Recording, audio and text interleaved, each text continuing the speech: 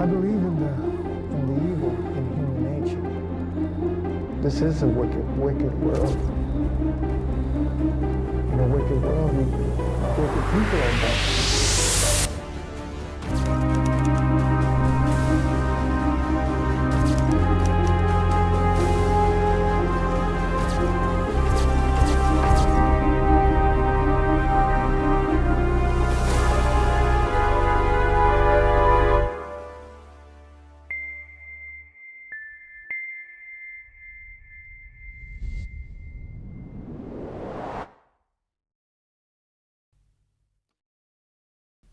Сегодня я, примерив на себя роль настоящего детектива, всю ночь не спал и перед записью выпил изрядное количество кофеина. Поэтому не удивляйтесь моим красным глазам и несколько заспанному виду. Привет, я ведущий канала «Психопаты среди нас» Егор Доровских. И сегодня я вам расскажу в очередной раз трагическую и далеко не веселую историю. Двойное самоубийство в Касл-Роке. Тайна смерти, которая станет известна лишь через 18 лет. Самоубийство – предельное направление агрессии на самого себя. Агрессия – это энергия, направленная на изменение окружающего мира. Если нет возможности его изменить, ее направляют на себя. Человек заканчивает жизнь от безысходности. Самоубийство – высшая форма отчаяния. А что если самоубийство совершает не один человек, а сразу двое? Мужчина и женщина так сильно утонули в отчаянии, что жизнь стала для них невыносима. Единые в своей трагедии, двое человек под религиозные песни решают отнять свои жизни. Но все ли в этой истории так однозначно? Что привело их к этому? Почему два верующих человека решаются на такой грех? Лишь через 18 лет секреты двух семей наконец будут раскрыты. Эта история произошла в городе Касл-Рок, который находится в Северной Ирландии. Две богобоязненные семьи с детьми живут бок о бок, регулярно посещают церковь, заботятся о своих близких, и все это длится довольно долго, но до одного рокового дня. Именно тогда женатый дантист Колин заинтересовывается замужней учительницей Хейзел, и вскоре между ними завязывается страстный и бурный роман, который они тщательно стараются скрывать, но даже не столько от своих вторых половинок, как боятся того, что про него станет известным их церковным наставникам, ибо церковная община строго следит за праведной жизнью своих прихожан. Хейзел Стюарт, родом из Амахи, в графстве Тайрон, Северная Ирландия, бывшая учительница воскресной школы. Женщина замужем за констеблем Тревором Бьюкинаном, стоматолог Колин Хауэлл из Портдауна, Северная Ирландия, женат на Лесли Кларк. Пара была прихожанами местной баптистской церкви в Колрейне, и у них было 4 общих детей. Жизни двух пар пересеклись, когда Хейзел познакомилась с Колином во время занятий плаванием в развлекательном центре Баллимане, организованном евангелической общиной, членами которой они являлись. Между ними пробежала искра, и они вступили в страстную внебрачную связь. Какое-то время их роман был тайным, однако им пришлось признаться своим супругам. Хейзел и Колин были пойманы с поличным членом церкви на их тайном свидании в Форест-парке Касл-Роу на Киллери-Роуд. Тревор был ужасно подавлен, узнав о романе своей жены. А Лесли пыталась свести счеты с жизнью, приняв большое количество таблеток снотворного темазепама, отпускаемых только по рецепту ее мужа. Однако ни Лесли, ни Тревор не хотели расторгать свои браки и пытались спасти их, посещая церковные консультации. Поэтому для всех было шоком, когда тела Тревора и Лесли были обнаружены 19 мая 1991 года в гараже отца Лесли. Тело женщины было найдено на заднем сидении своей машины, в наушниках, а тело Тревора лежало на переднем сидении с открытой дверцей со стороны водителя. Его правая рука лежала на руле. Одна нога была подогнута, а другая была высунута из автомобиля.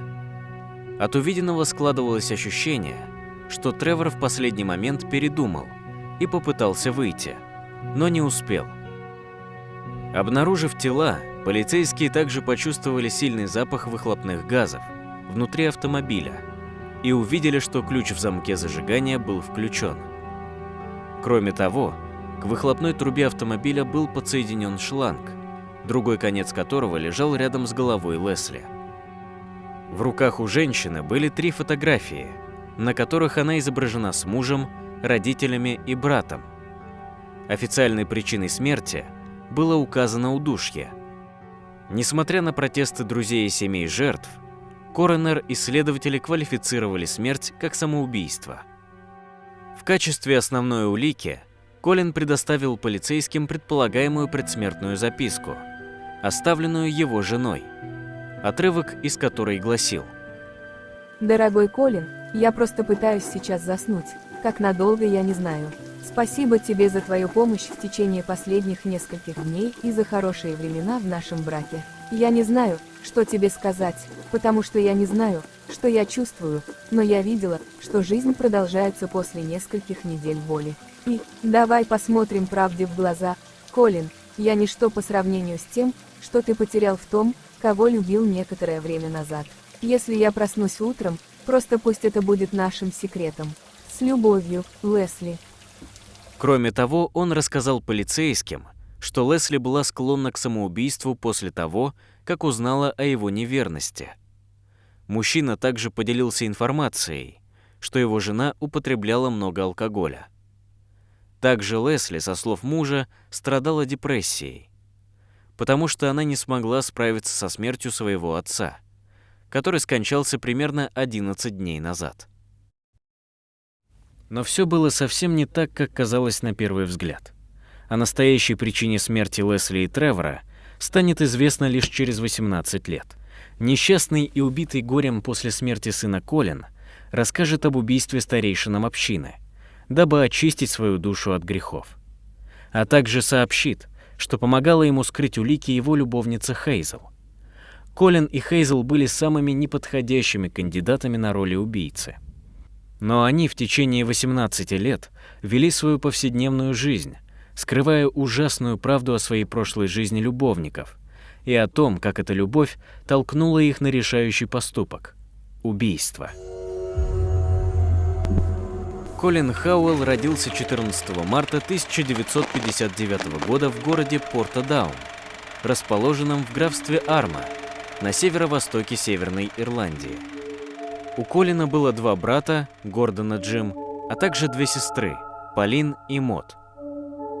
Семья Колина была очень религиозной и строго соблюдала заповеди. Особенно за этим следила мать мальчика. Она строго наказывала детей, если те отказывались ходить в церковь 3 раза в неделю.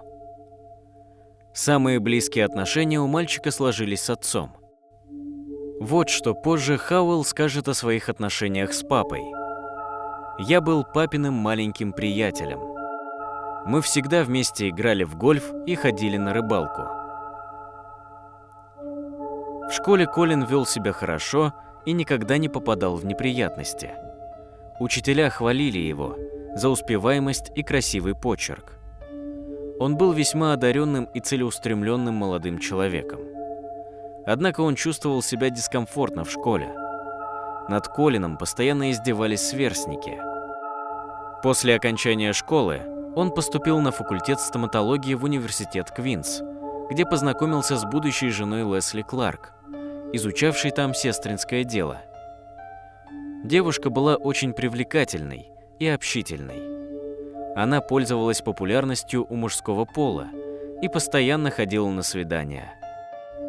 Но после встречи с Хауэллом девушка прекратила общение с поклонниками и даже друзьями. Они все свое свободное время проводили вместе.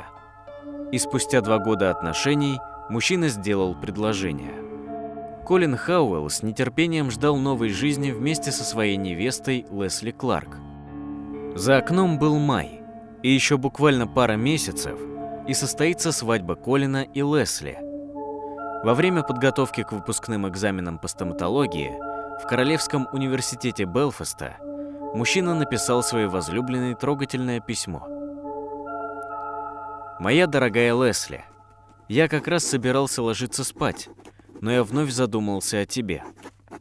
Мне пришло в голову, что я всегда занят мыслями о работе, а мне хочется провести больше времени с тобой.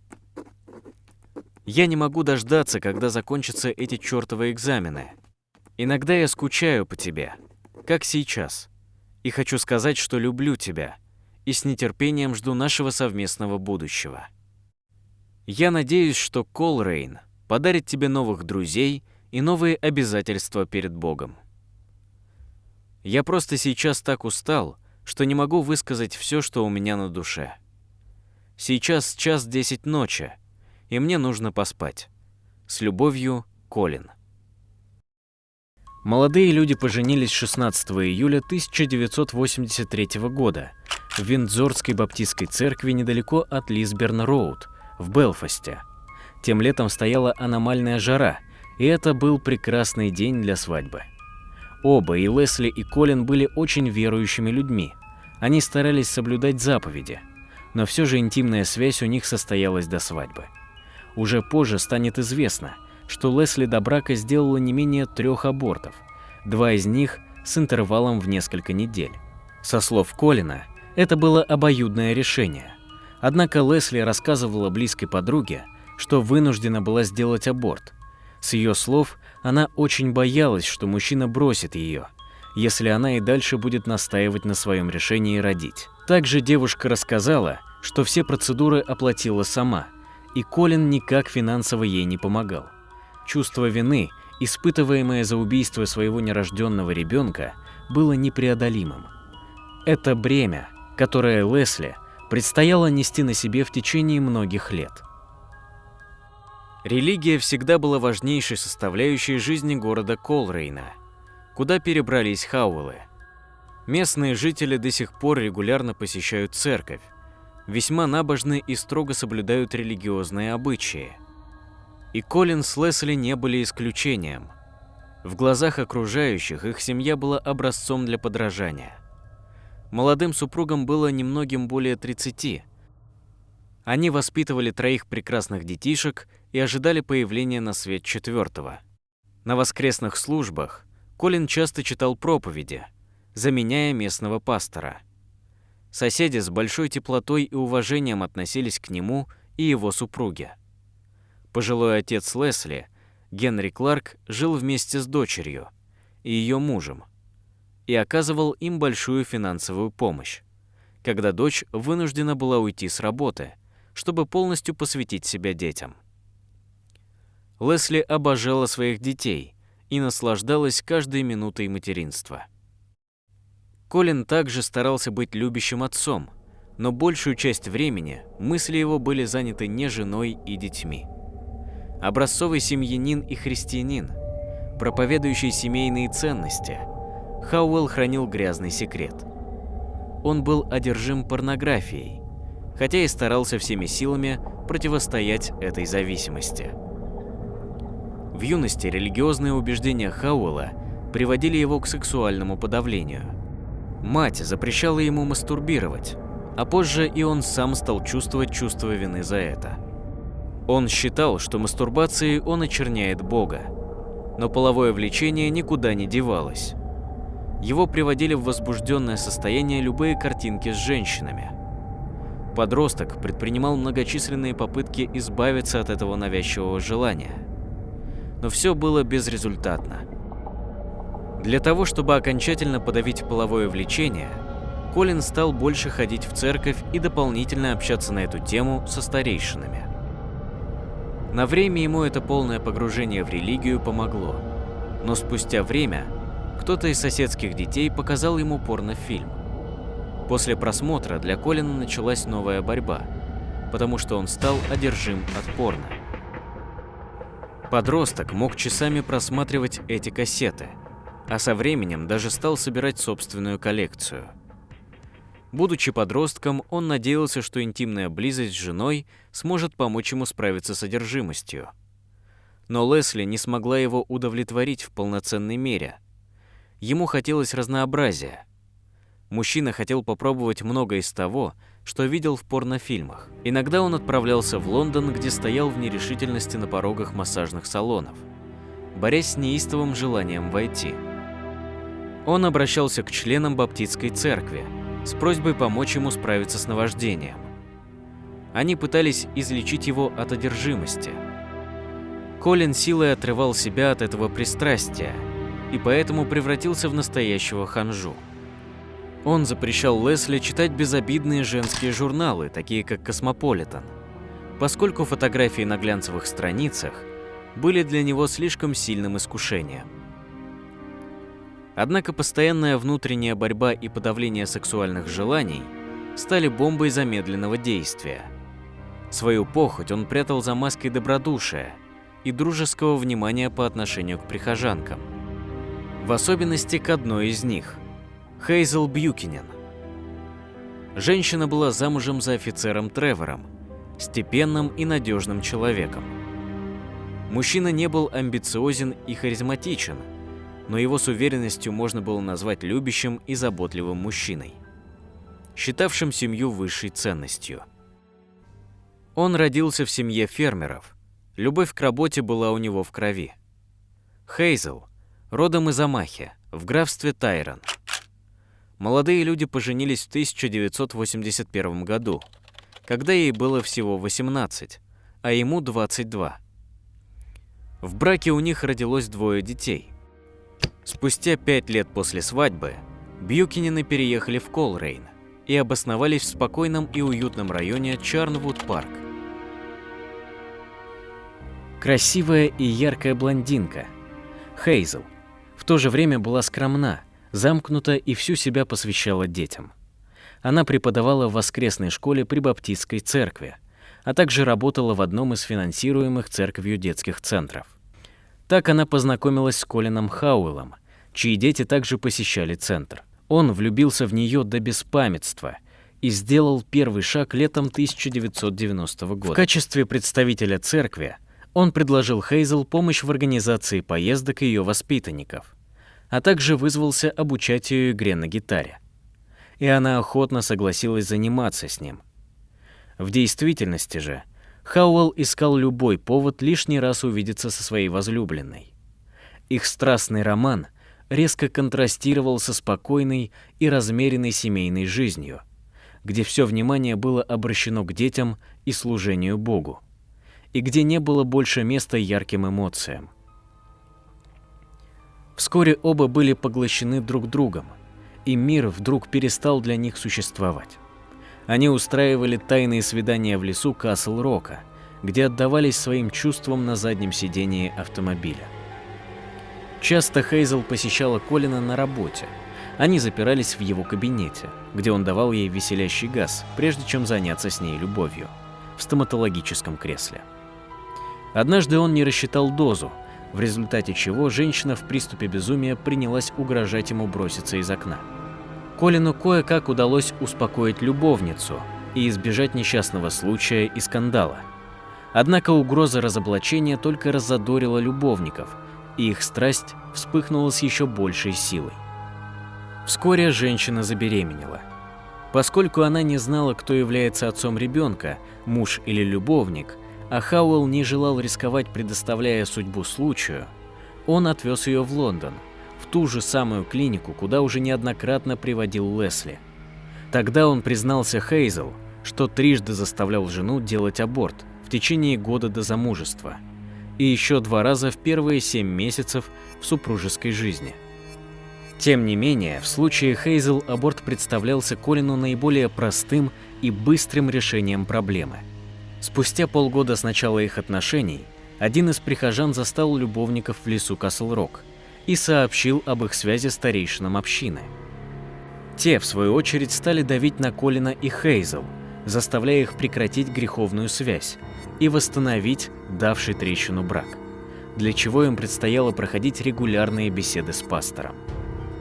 Колин и Хейзел прекратили всякие встречи, Однако нанесенный их семьям ущерб оказался непоправимым. Лесли и Тревор были потрясены и опустошены, но все же согласились попытаться наладить отношения с неверными супругами при поддержке церковных старейшин. Бьюкенен не хотел терять жену и готов был на все, чтобы преодолеть настигший их брак-кризис. Он ходил на беседы в надежде, что это поможет им с Хейзел начать все сначала. Тем временем Лесли, только недавно ставшая матерью в 4-й раз, чувствовала себя загнанной в тупик. Она не могла простить Колину обман, унижение, которому он подверг ее, и преступление, совершенное им против священных брачных уз, соединявших их. В то же время она осознавала, что полностью зависит от него, и кроме того, она все еще любила Колина. Вскоре Лесли ждало еще одно тяжелое испытание. В мае 1991 года внезапно скончался от сердечного приступа ее отец. Смерть Генри стала настоящим ударом для его дочери и сына Кристофера. Они были растеряны и убиты горем. Поэтому организацией кремации тестя занимался Колин. Лесли была безутешна. Она осталась без отца, единственного человека, на кого она могла положиться в жизни. И теперь, когда ее брак трещал по швам и некому было ее поддержать, она погрузилась в глубочайшую депрессию. Со стороны могло показаться, что муж поддерживает ее. Однако в действительности она была совершенно одна, наедине со своим горем. Боль утраты и обида на мужа сделали Лесли невыносимой, и семейная жизнь Хауэллов превратилась в ад. Мысли Колина вновь стали возвращаться к Хейзел, и спустя 4 месяца после того, как их связь была раскрыта, вопреки всем обещаниям и клятвам, они возобновили тайные встречи. Он вновь почувствовал себя желанным мужчиной. Хейзел вернула его к жизни. Лесли же все больше уходила в себя. Однажды ночью она сказала, что совсем скоро все закончится, и она отправится на небеса, к отцу, добавив, что, возможно, Колину и Хейзел суждено быть вместе, а она и Тревор не выдержат этого. Муж воспринял эти слова как завуалированную просьбу. Лесли хотела умереть, и убить ее означало помочь ей. Так же, как и Тревору. Может быть, им обоим на том свете уготована лучшая жизнь. Хауэлл поделился своей идеей с любовницей. Поначалу она протестовала. Однако убеждать ее пришлось недолго. Мужчина разработал идеальный план убийства, или процедуры, как он ее назвал. Так, словно речь шла о хирургической операции по удалению злокачественной опухоли. План был четким и надежным. Заключив, что они ничем не рискуют, Хейзел в конце концов согласилась. Колин решил привести план в исполнение 18 мая 1991 года. Весьма цинично, в день рождения одного из детей. В доме собралось большое количество гостей. Проводив их вечером и немного прибравшись, Лесли, уставшая, прилегла на диван с бокалом вина. Последнее время, пытаясь забыться, она все чаще злоупотребляла алкоголем. Напряжение в отношениях между супругами до сих пор сохранялось. И к тому же она еще не успела восстановиться после смерти отца. Колин решил, что настал момент воплотить свою чудовищную задумку в жизнь, и сообщил любовнице, что готов действовать.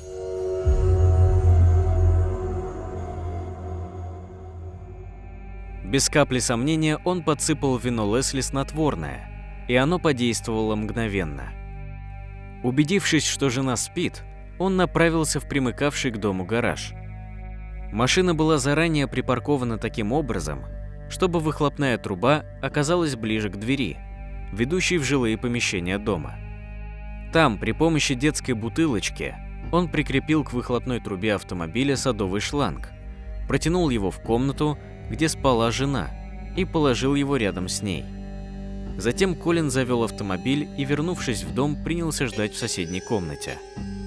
Скоро из комнаты Лесли донесся шорох. Она проснулась и, почувствовав, что задыхается, стала звать на помощь старшего сына, 6-летнего Мэтью. Перепугавшись, что она разбудит детей, Колин бросился в комнату и стал душить ее одеялом, прижимая к ее лицу шланг с ядовитым газом. Она пыталась отбиться от мужа, однако для Колина назад пути уже не было. Он был решительно настроен довести начатое до конца. Когда Лесли перестала дышать, он стянул с нее пижаму и, переодев в повседневную одежду, отнес в багажник машины, где накрыл одеялом. В машину он также предусмотрительно положил велосипед, который позже должен был ему пригодиться. После этого он поехал к Бьюкиненам, оставив спящих детей дома. План убийства Тревора не отличался от схемы расправы над Лесли. Колин дал сообщнице снотворное, поручив ей в намеченный час подмешать его в ужин Тревора. В тот злополучный вечер она приготовила ему сэндвич с тунцом, добавив в него таблетки. Хейзел осторожно наблюдала за тем, как неподозревающий ни о чем муж засыпает, и понимала, что он никогда уже не проснется. Вскоре приехал Колин. Любовники договорились, что Хейзел припаркует машину на улице, освободив гараж для его автомобиля. Как и в доме Хауэллов, из гаража Бьюкинен был прямой доступ к жилым комнатам. Когда Колин подъехал, Хейзел открыла дверь гаража. Припарковавшись, он принялся за работу, а она бездумно выполняла все его указания. Он прикрепил шланг к выхлопной трубе при помощи все той же детской бутылочки. Включил зажигание, перенес шланг в комнату, где спал Тревор, и положил его рядом с подушкой спящего. Через некоторое время мужчина проснулся от удушливого кашля, и Колину вновь не оставалось ничего, кроме как наброситься на него и задушить руками. Тревор инстинктивно пытался оттолкнуть агрессора. Он был офицером полиции, высоким и крепко сложенным. И не находясь он под воздействием снотворных препаратов, надышавшись к тому же токсичным газом, Колин вряд ли смог бы его одолеть. Однако в ту ночь у Тревора не было шансов. После непродолжительной, но жестокой схватки соперник взял вверх и, затолкнув шланг ему в рот, прижимал его до тех пор, пока Бьюкинен не перестал дышать.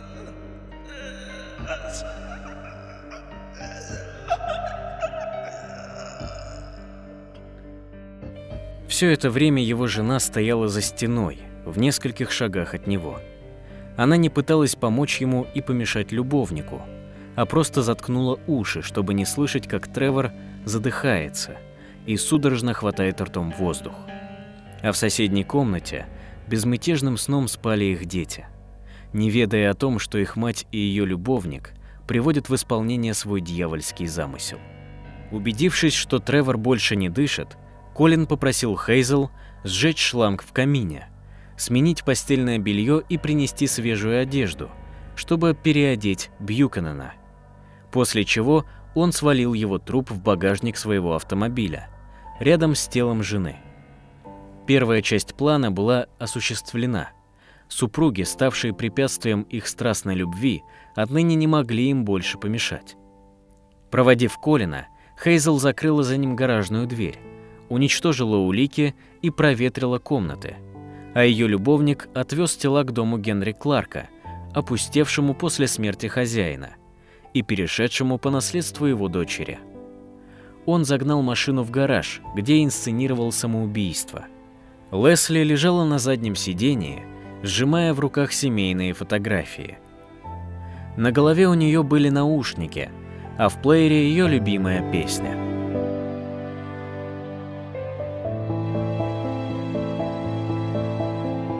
Много позже следователи, назначенные вести расследование, признаются, что пренебрегли несколькими важными деталями, показавшимися им подозрительными при осмотре автомобиля.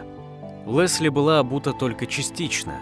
Обувшись таким образом, она не смогла бы пройти и 2 шагов.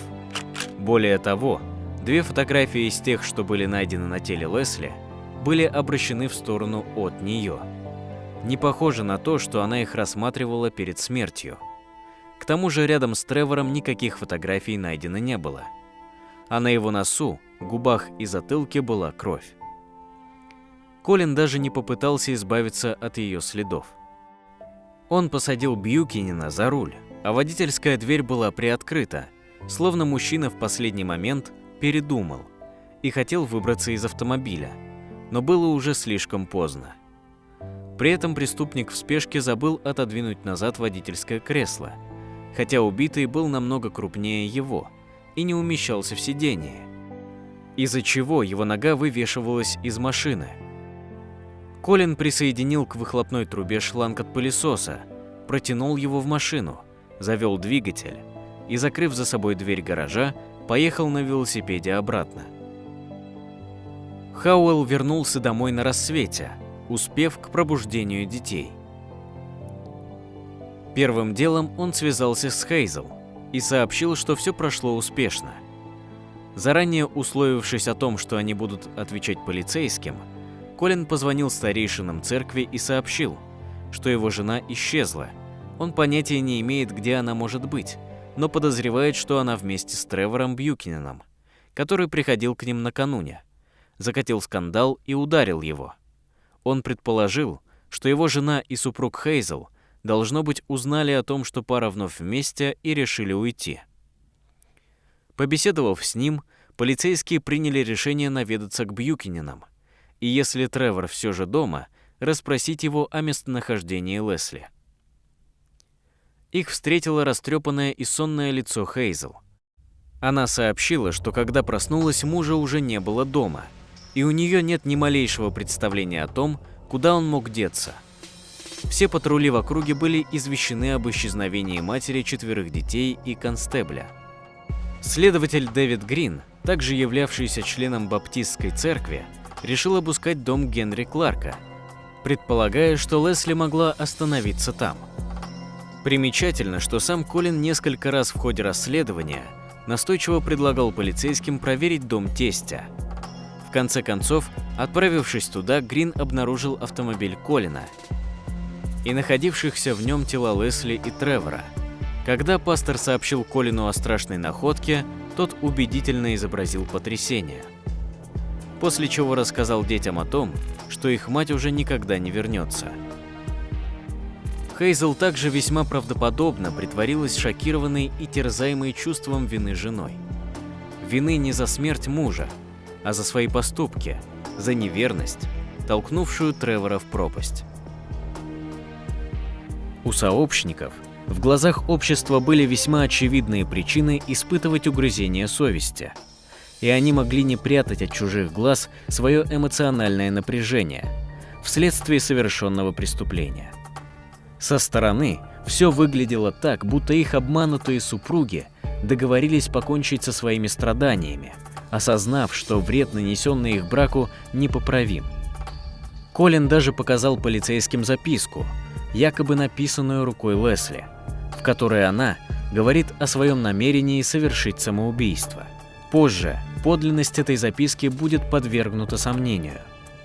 После короткого расследования, несмотря на множество сомнительных деталей, обнаруженных на месте трагедии, органы правопорядка пришли к выводу, что Лесли Хауэлл и Тревор Бьюкинен действительно покончили с собой.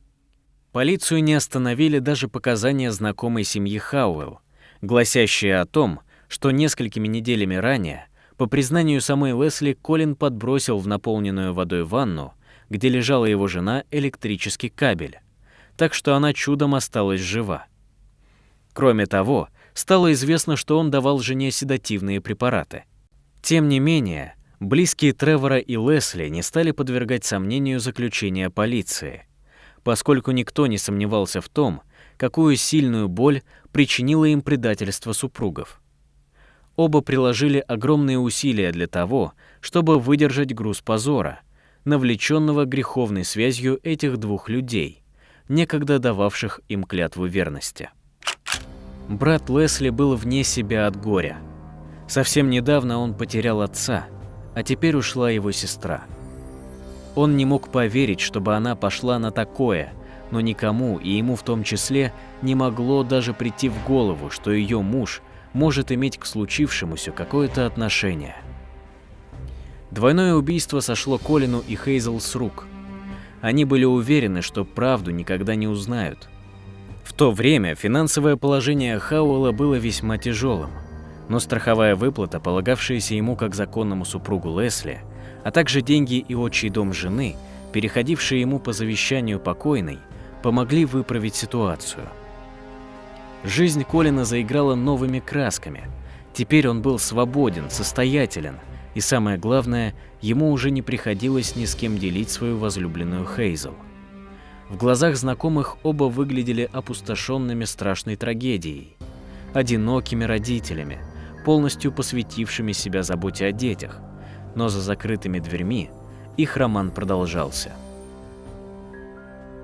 Со временем отношения у Колина и Хейзел стали портиться.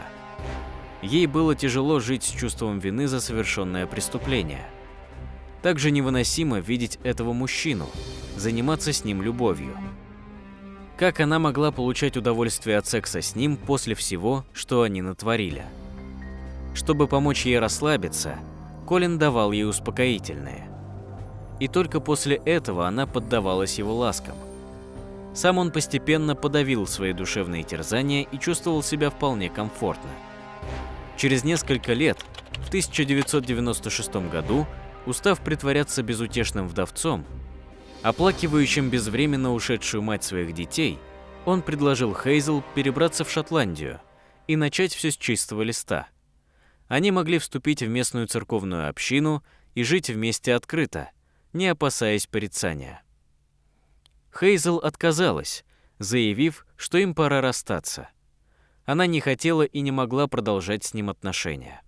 После расставания она начала встречаться с другим мужчиной, но и этот роман оказался недолгим. Некоторое время спустя она вышла замуж за отставного офицера полиции Дэвида Стюарта, взяв его фамилию. Скоро после того, как Хейзел объявила о расставании, Колин познакомился на занятиях в церковной школе с американкой Кайлой Йоргенсен.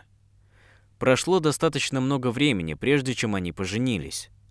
У пары родилось 5 детей. Через 2 года после свадьбы Колин Хауэлл признался Кайле в совершенных преступлениях. Она была потрясена и растеряна. С одной стороны, ей следовало сразу же рассказать обо всем полиции, а с другой, она понимала, что, живя одна в чужой стране, полностью зависит от мужа. Если его посадят в тюрьму, кто позаботится о детях? Она обратилась к служителям церкви за советом. Как это ни странно, но, услышав ее рассказ, они не стали настаивать на том, чтобы преступник отправился в полицию с повинной, объяснив свою позицию тем, что наступит время, и Колин ответит перед Богом. Земные законы – ничто в сравнении с законами небесными, и однажды Колин получит наказание за свой страшный грех. Возможно, они оказались правы. Спустя несколько лет в жизни Колина наступает черная полоса. Все начинается с трагической смерти его старшего сына Мэтью. Страшная новость приносит Хауэллу ужасную боль.